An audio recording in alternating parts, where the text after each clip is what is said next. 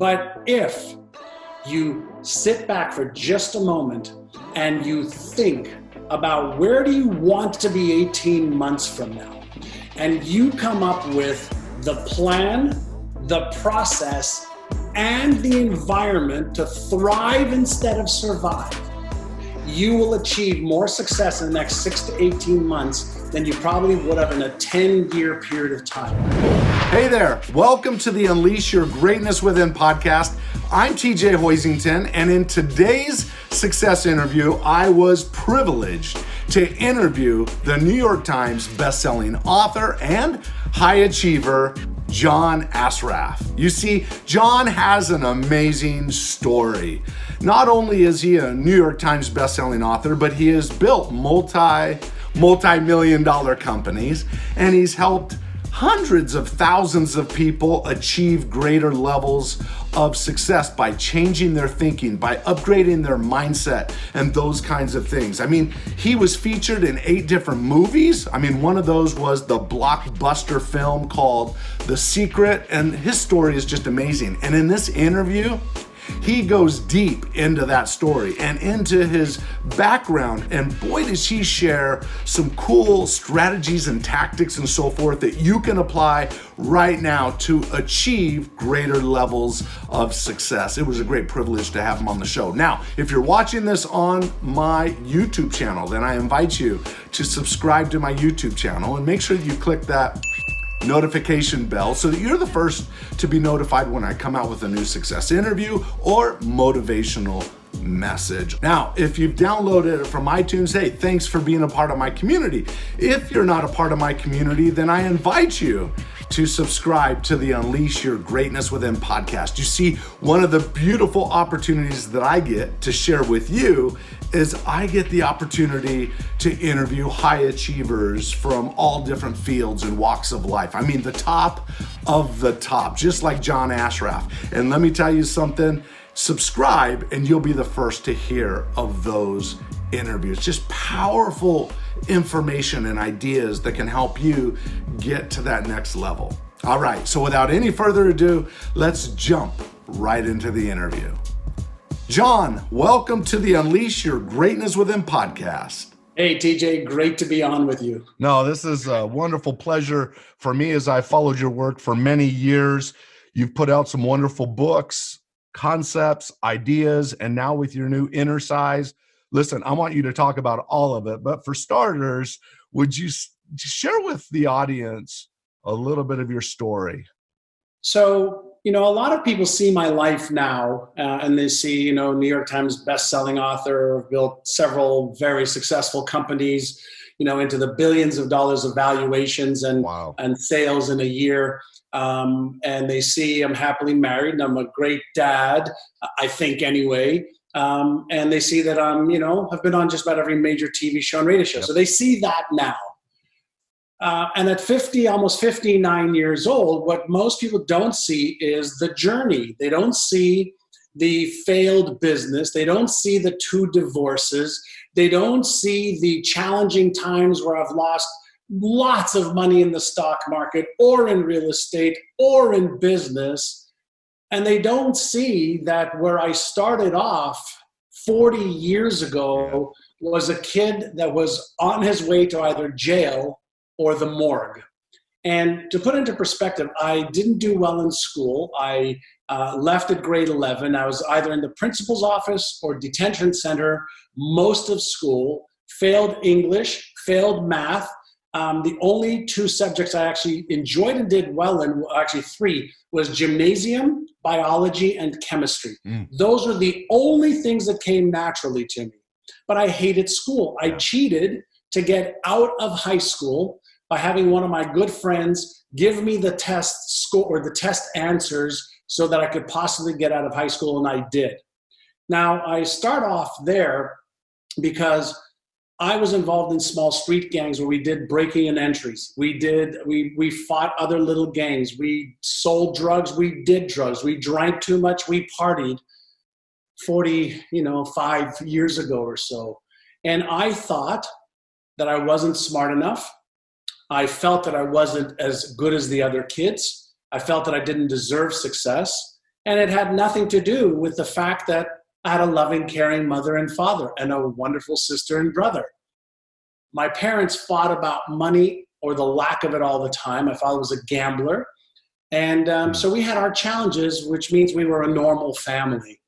But I developed this low self-image and self-esteem of myself simply because when I moved from Israel when I was 5 to Montreal, I didn't speak French or English and fell 2 years behind at a very critical stage in my life. I was a very active kid and very curious, very energetic, but I fell so far behind that I was labeled learning disabled. And I was hyperactive on top of it. So the teachers all wanted to have my parents put me on Ritalin. My parents refused. So I got into just a lot of trouble. So I didn't start off with a really great path or on a really great path. And just to share with people how one thing in your life can change your whole life. Something happened to me when I was 19 years old. I was working for a company called Mycom, which was a subsidiary of Philips Electronics, the big electronics company. And I was working in the shipping department, making like, I don't know, $1.65 an hour back then. How old are you at this time? Pardon? How old are you at this time? Around 18 years old, 18, 19 years old, right in this time frame. And it was, I remember March of 1980, which is going to be way before many of the people that are watching or listening to this, were even born. But I remember feeling like, what am I going to do with my life? I can't stand working in the shipping department, picking up boxes, moving boxes, counting inventory, taking computers out of boxes, putting computers into boxes. I thought, I just can't stand this. And my father, who was a cab driver, and that drove me to work every day and picked me up at the end of the day, said, well, listen, we can get another cab and you could be a cab driver. Mm. And at that point, I was like, I would prefer to shoot myself in the head than to do that. I just didn't want to live his life. So my brother had moved from Montreal to Toronto, and he invited me to come and see him for the weekend. And so I requested a Friday off of work, and I took the train from Montreal to Toronto, which is about 350 miles away. On a Friday morning, I took the 6 a.m. train. I got to Toronto at 11 a.m., and I had lunch with a friend of his who was a client of his, by the name of Mr. Alan Brown. And I didn't know Mr. Alan Brown, didn't even know why he was there at lunch. My brother said, I want to introduce you to this man that I am friends with, and he's a very successful real estate entrepreneur, and he's happily married, and he's healthy, and he's really got it all. I said, yeah, sure. I mean, let's go from the train station, go have lunch with him. So at lunch, this man was very cordial, very soft-spoken, and you could tell he was very, very successful by the way he dressed and the way he behaved. And he asked me, he said, son, I understand you're getting into a lot of trouble. He says, why are you getting into a lot of trouble? And I just gave him my story. Well, I didn't do well in school. I hated school. I got kicked out. I've been in detention centers. I'm in trouble with the law. I'm selling drugs, blah, blah, blah, blah, blah. He said, I know that's your story, but why are you doing that? Mm-hmm. I says, I want to do something with my life. I want something better. I want something greater than my parents have. I want to be able to maybe travel the world one day. I want to have a car. I don't even have a car. My brother's got to drive me around here, and I don't have a car in Montreal.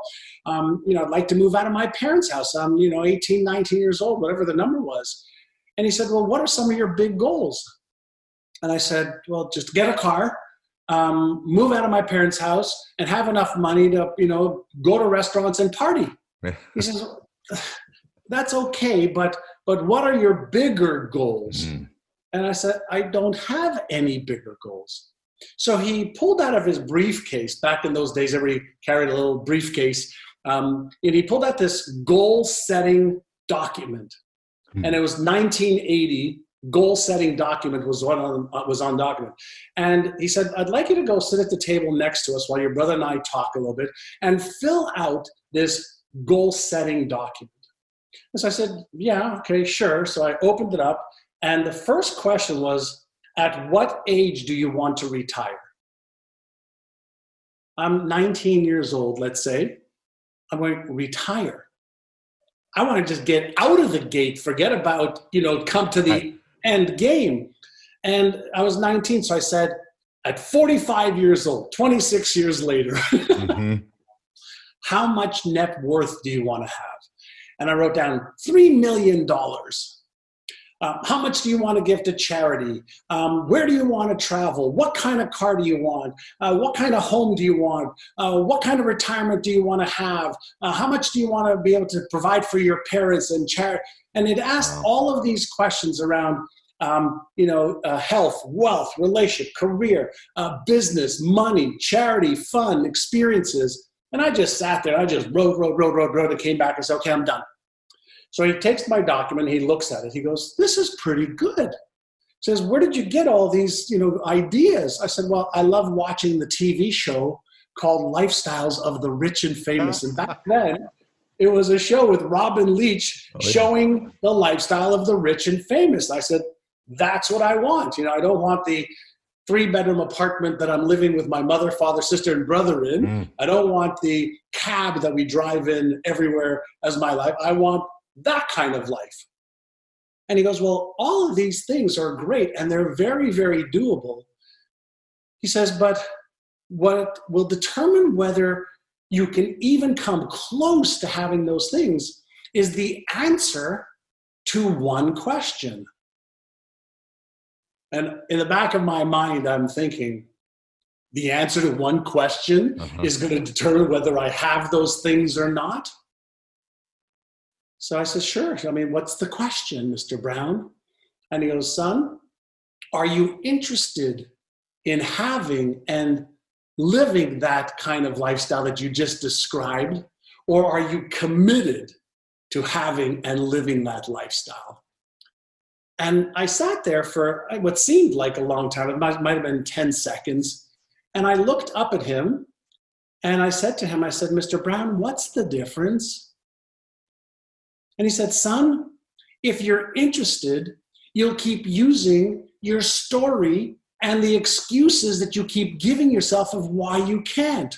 He said, if you're interested, you'll keep using all of the excuses and reasons why you're not smart enough, not good enough, not worthy enough, and that you didn't go past grade 11, that your father's a cab driver and your mother works at a department store, and you didn't speak the language, and you fell 2 years behind, and you failed English, and you failed math. He says, if you keep using that story and those reasons, and you keep reinforcing this identity, you will never achieve more than what you've got. Huge. He says, but if you're committed, son, he said, you will upgrade your knowledge. You will let go of the limiting beliefs that you have. You'll release this self-image you have of not being good enough or smart enough or worthy enough. And you will upgrade your knowledge and skills to match the goals that you want to achieve. Huge. And I was like, wow. Wow. This is what I was thinking in the back of my head. And he says, so son, are you interested or are you committed? And he handed me back the document. And I looked at it and I held it in my hands and I said, I'm committed. And with that one question, one answer, one lunch with a man I didn't know, he reached out his hand. He says, in that case, son, I will be your mentor and coach. Ooh. And I was like, shook his hand. That's great. And I didn't know, I had no idea what that even meant. And he says, well, here is the first thing that I'm telling you to do. I need you to move from Montreal to Toronto. It's 350 miles away. And I said, what do you mean move from Montreal to Toronto? I live in my parents' house. I don't have a car. I don't have money. I make $1.65 an hour. I have $60 in the bank. I can't move to Toronto. Just stop. I said, what? He says, look how fast you're already telling me the first thing I've asked you to do. He says, son, lesson number 1, how to achieve anything always comes after you make a commitment to achieving it. Are you interested in me helping you or are you not? I said, I am. And I started going, but. He said, stop. There you go again. This has to stop. So I said, fine, I'll move to Toronto from Montreal. And he goes, good. And then my brother chimed in and said, well, bro, you can like live with me for a while until you get on your feet. I said, yeah, great, fine. I'll live with you. I still don't know, what I'm going to do here. And all. He stopped me again. He says, great. The second thing I need you to do, since you're moving to Toronto, and this was this was at the end of April, 1980. He said, on May the 5th, there's a real estate class that starts. It's 5 weeks, 9 to 5 every day. I want you to become a real estate agent so you can come and work in my company.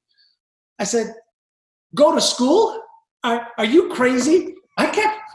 I hate school. They kick me out every other week. They kick me out. I'm in detention center if they don't kick me out. I'm not as smart as the other kids. He said, stop. There you go again.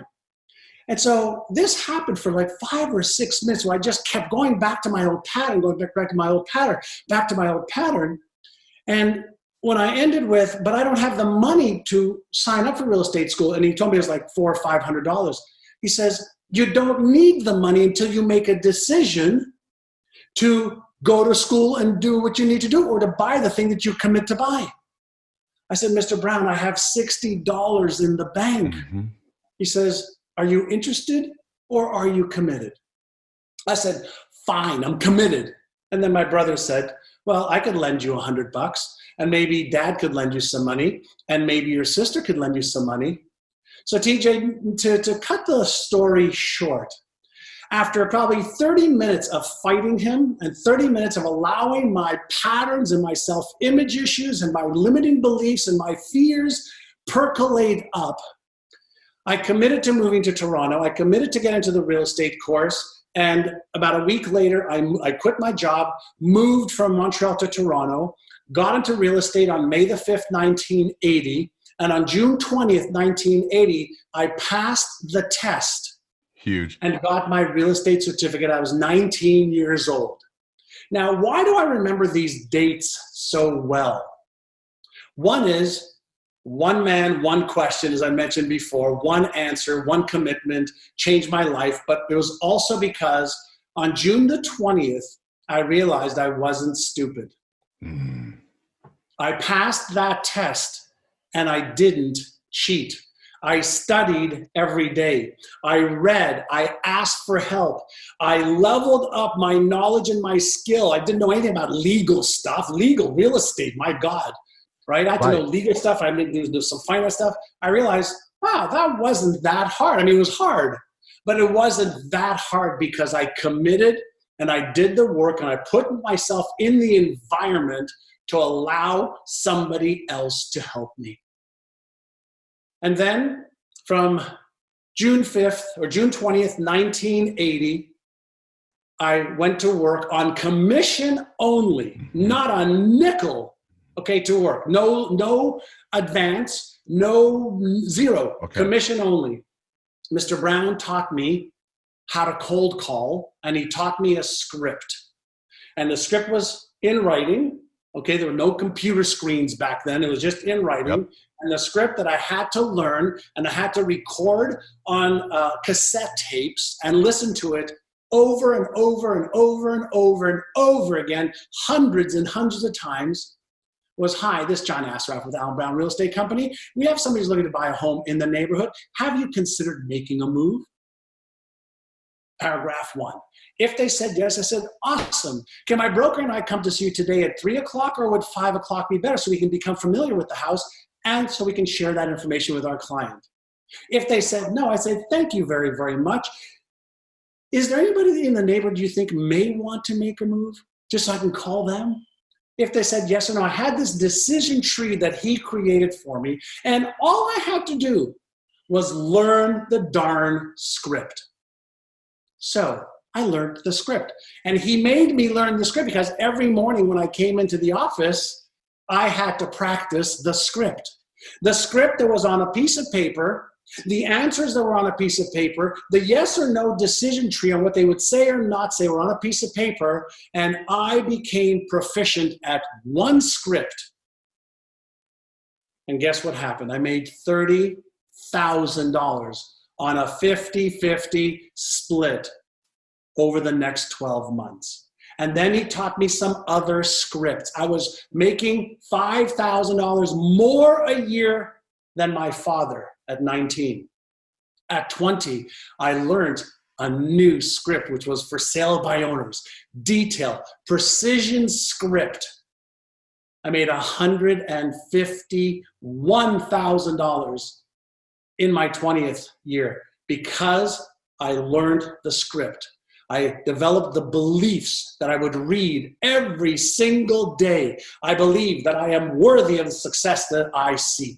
I am smart enough. I am good enough. I am worthy enough, and I can achieve any goal I set my mind to achieve.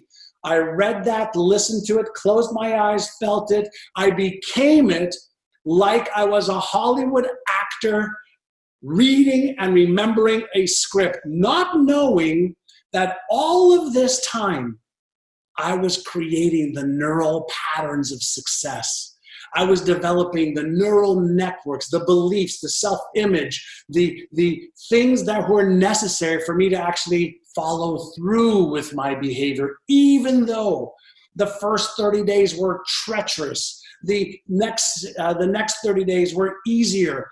After 100 days, 180 days, I was like walking and talking like I was successful, and I was slowly measuring up and into the vision and the goals that I had for myself, that I had set, sitting at that table as a young 19-year-old punk that didn't have any clue how to even wipe the dirt in my ears.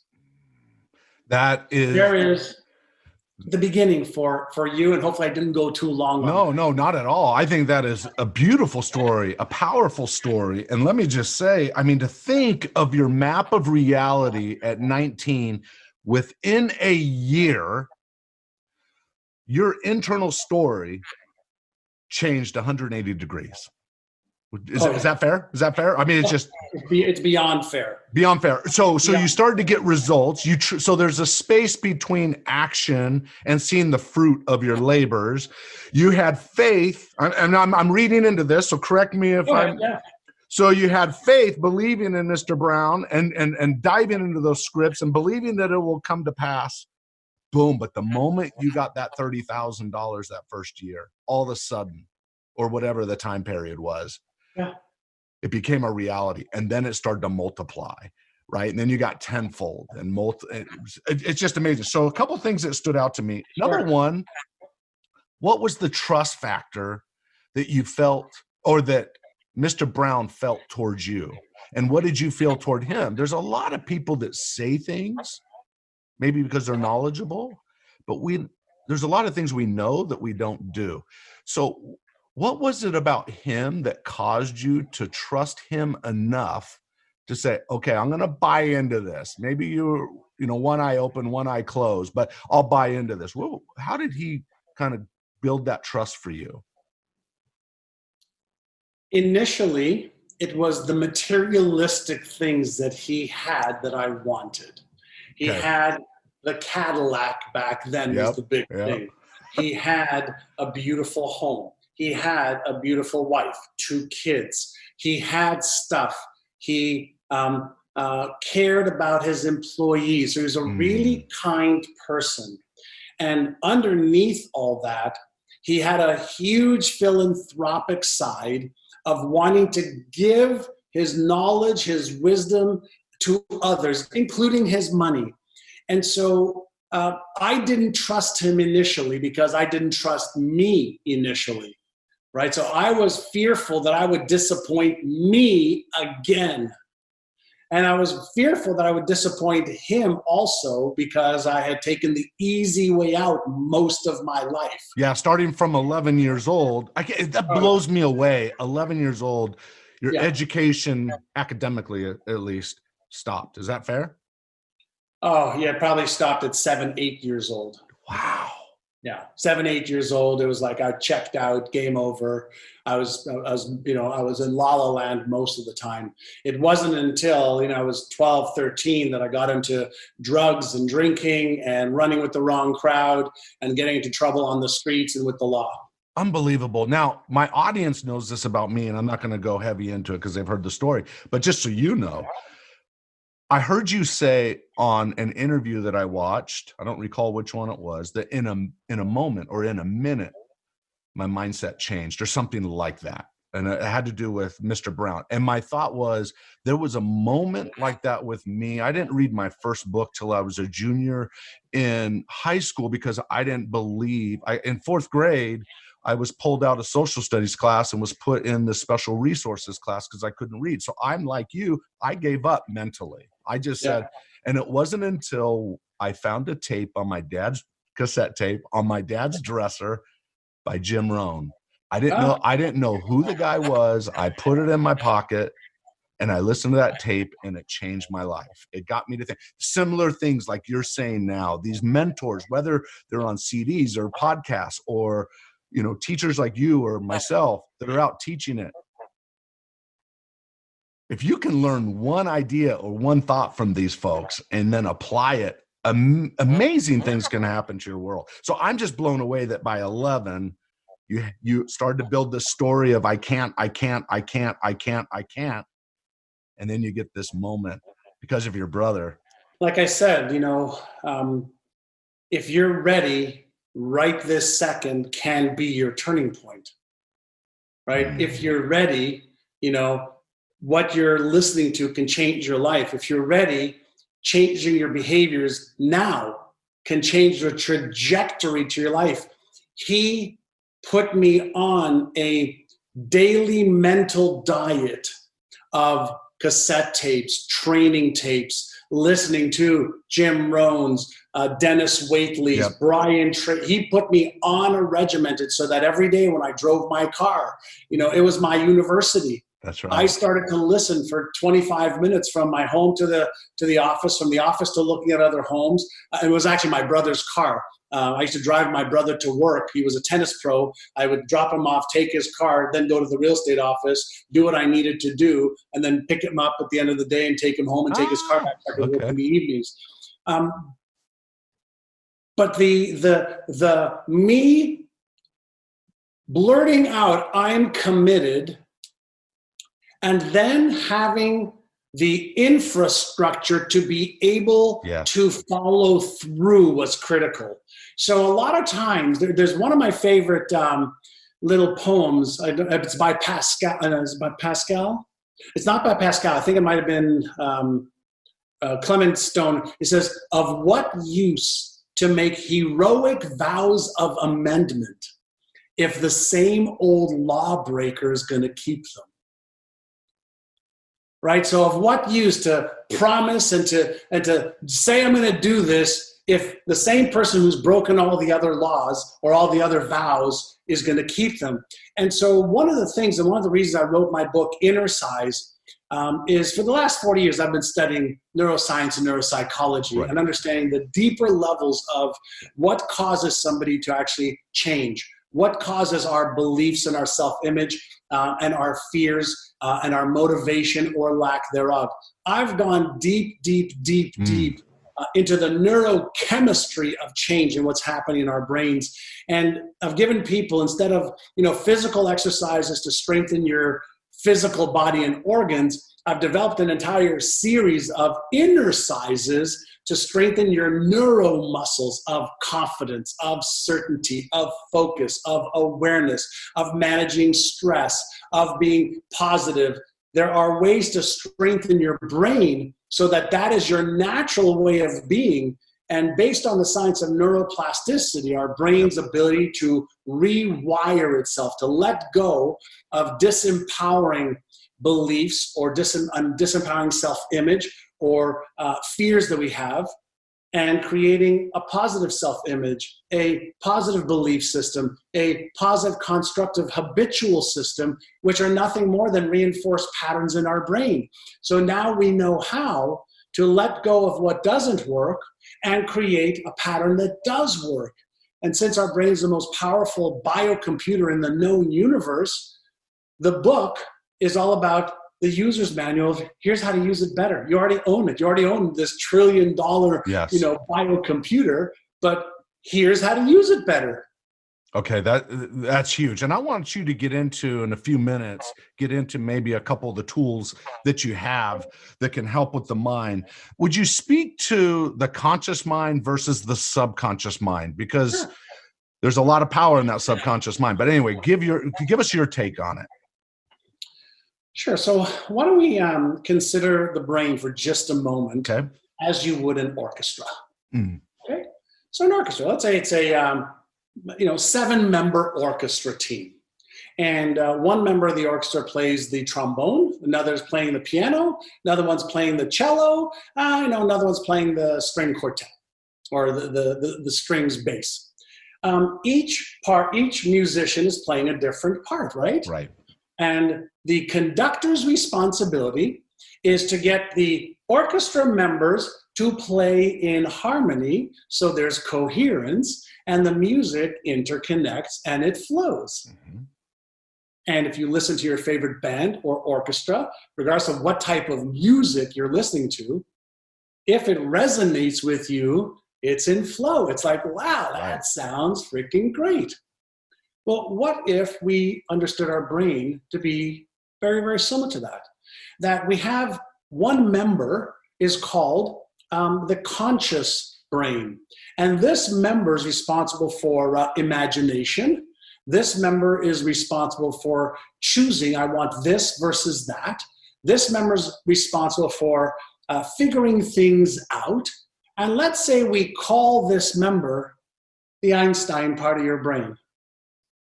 Okay, so deductive reasoning, imagination, choice, and figuring stuff out, which is what Albert Einstein was known for, right? And let's say that there's another member, in your band or your orchestra, and this person, by the way, the Albert Einstein is also the motivator, okay, the cheerleader for you. Of you can figure it out. Let's do this. And let's say there's another member of your brain, and this part of your brain is responsible to let you know when things are out of whack, where things may not go according to plan, where you may get hurt if you keep doing this. And it comes up with all the reasons why you can't or shouldn't. And it figures out all the what if that's negative. Like, what if you try this and fail? What if it doesn't work? What if you lose money? What if you get emotionally hurt? What if you get physically hurt? And let's call that member of your brain Frankenstein. So imagine that you have Einstein and Frankenstein, working in concert, and Einstein's responsibility is to imagine and to figure things out and to choose. And Frankenstein, is responsible to keep you away from any danger and to just operate all of your old programs that are in your brain, otherwise known as the subconscious. And if Einstein and Frankenstein are in disagreement, Frankenstein wins. Why?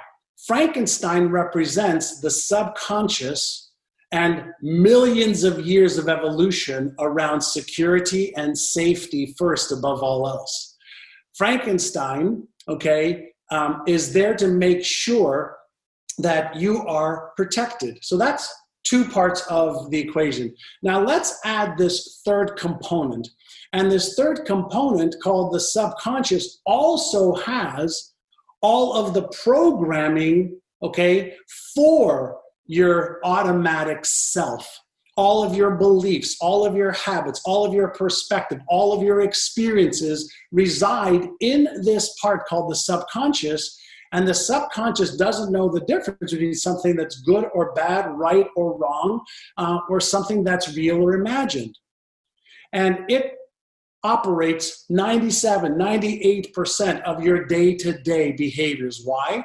Because the way our orchestra works is security and safety first, energy conservation second, and gaining of pleasure is the last part. And so our subconscious is something that we develop over our lifetime. If you're 20 years old, or 25, or 30, or 40, you weren't born with any beliefs, but any beliefs that you developed that were reinforced went from a conscious belief to a subconscious belief. Any habit that you developed that you weren't born with, which are zero, go from it takes effort to do the work to it takes zero effort because it becomes a subconscious pattern. Your self-image, which you weren't born with one, goes from all of your experiences and all of the associations and all of the meanings that you gave to the events in your life and how you fit into them. It goes from conscious discussions to a subconscious pattern, then it becomes automatic. So at the conscious level, there are certain processes that require effort.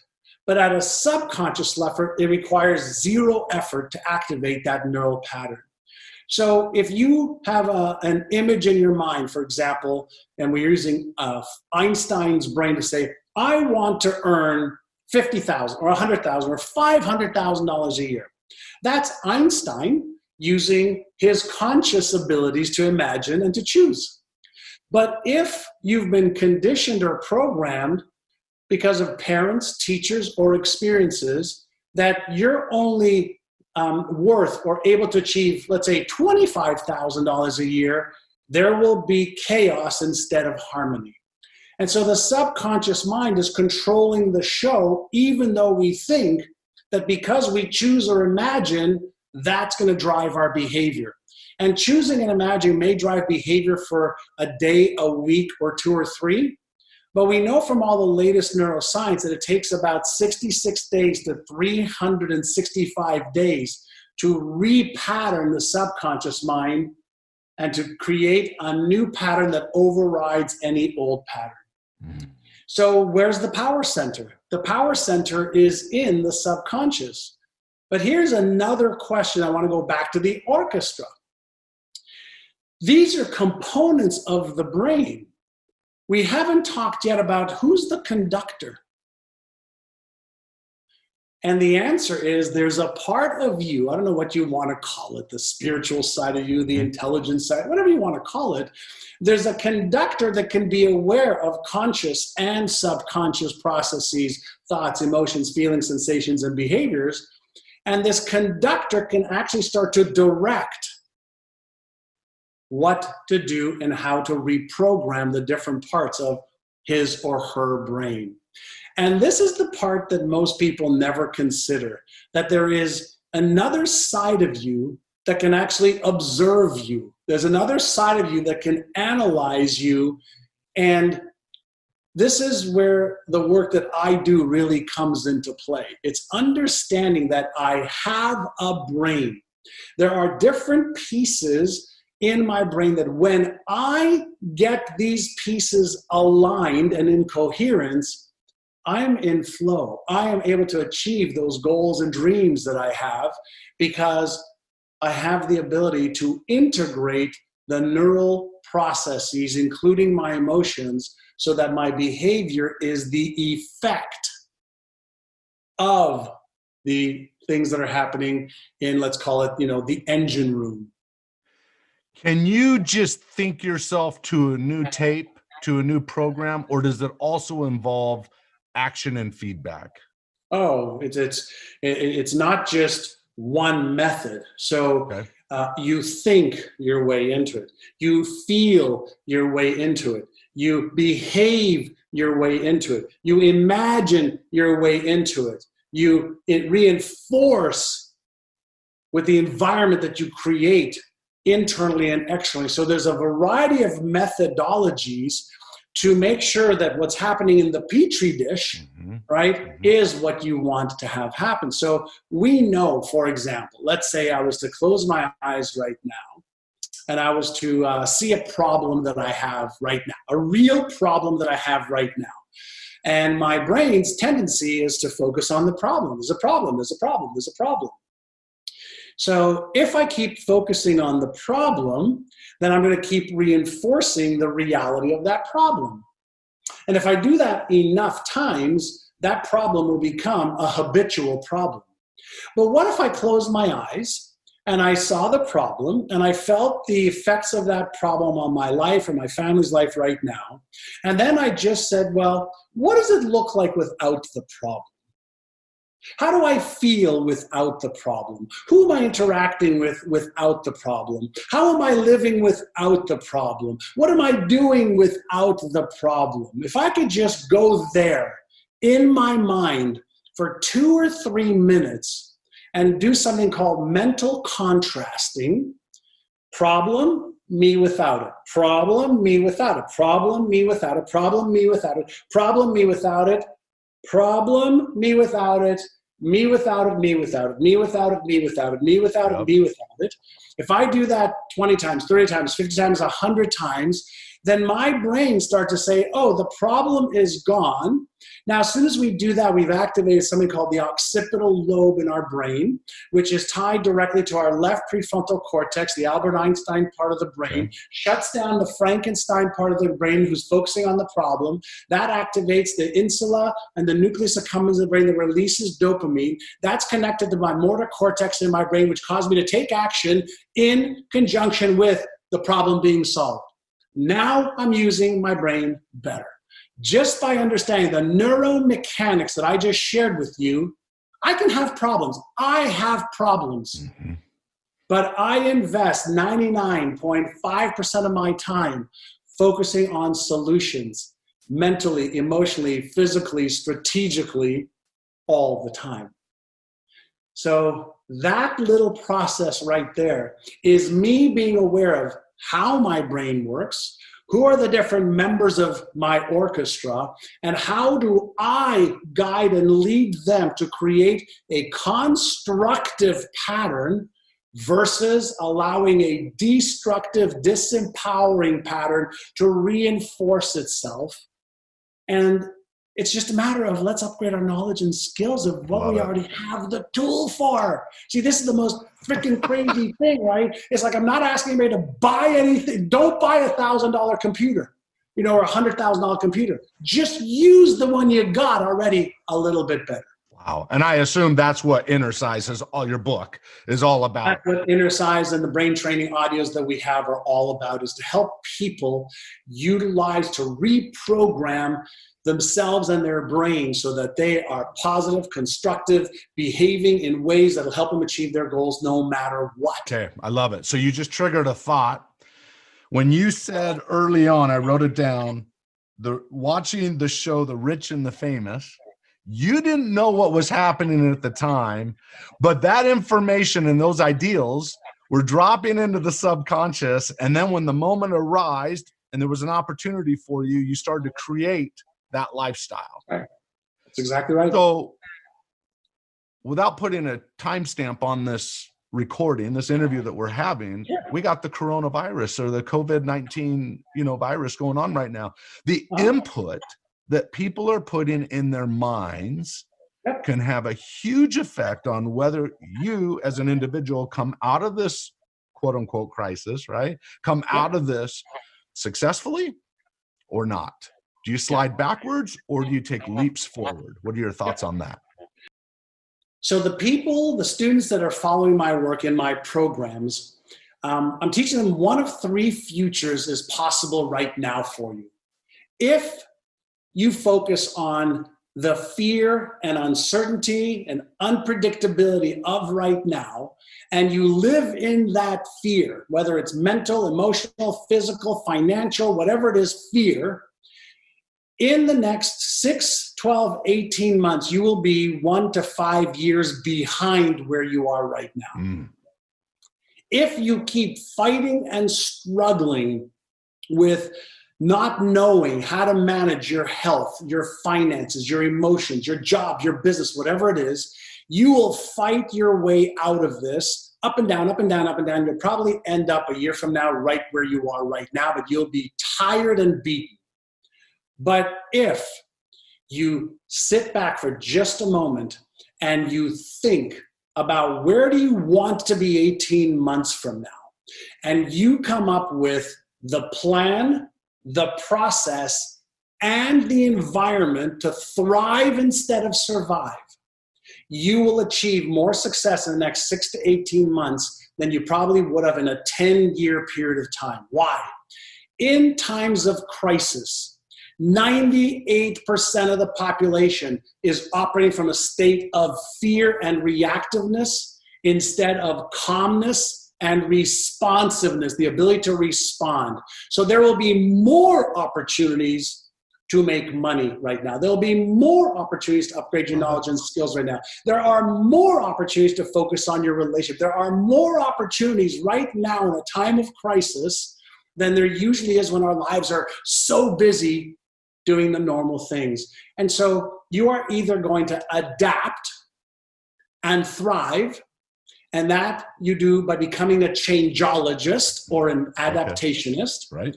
Okay, or you're going to struggle and fight for the next 6 to 12 or 18 months, or you're going to go backwards. Now, here's the thing I want everybody to be keenly aware of.